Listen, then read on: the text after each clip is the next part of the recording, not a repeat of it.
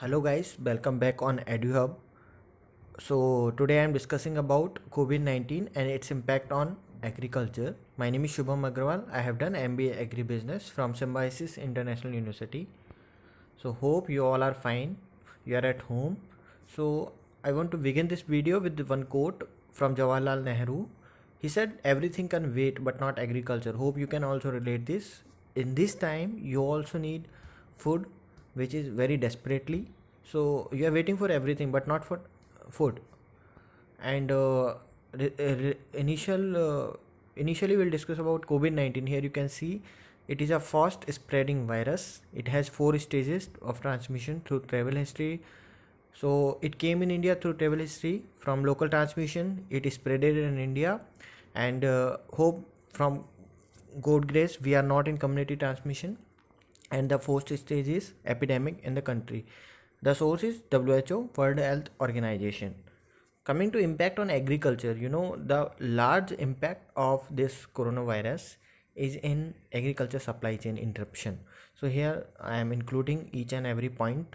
So the non-availability of migrant labor, as in agriculture, the labor shortage is very much, and due to this crisis, it enhances. And nowadays the farmers are not able to harvest their crops because of non-availability of labors. And in case of North India, wheat and pulses are in the harvesting time and they are standing their field, but they are not able to harvest. Transportation issues due to the long term.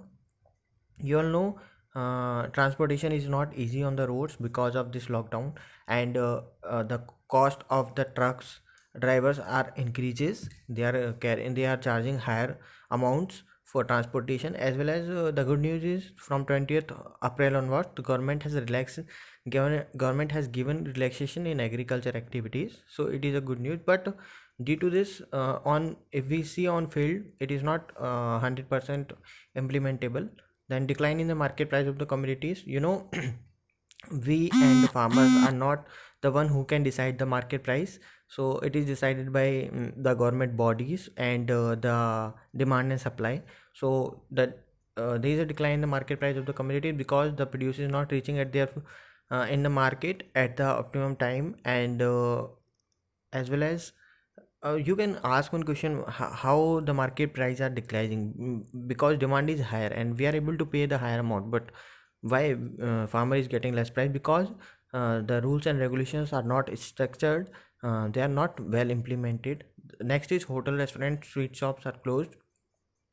These are the primary stakeholders, those who are getting the produce from the farmers itself directly.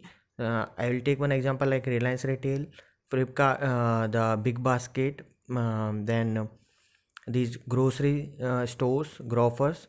They are taking the produce from the farmers and they are supplying to the market or to the customers.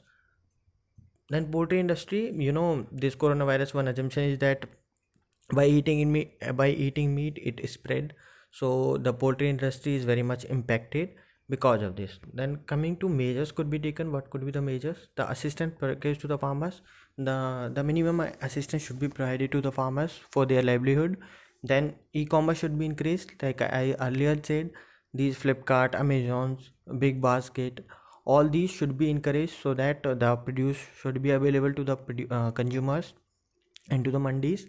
Then government bodies should come in front to procure the agriculture produce, like FCI, Food Corporation of India. They should procure the produce from the farmers and then they should supply to the poor ones through ration shops at lower prices, and then avoiding export bans and import restrictions.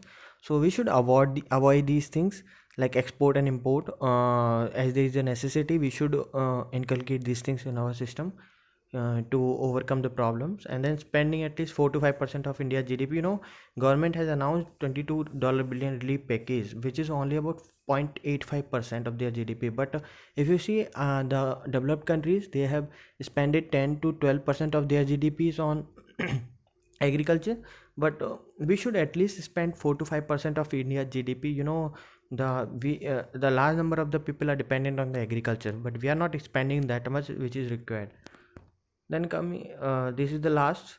So stay home, stay safe, happy learning. Thank you. and subscribe and click on bell icon to get updated with the new videos. Thank you.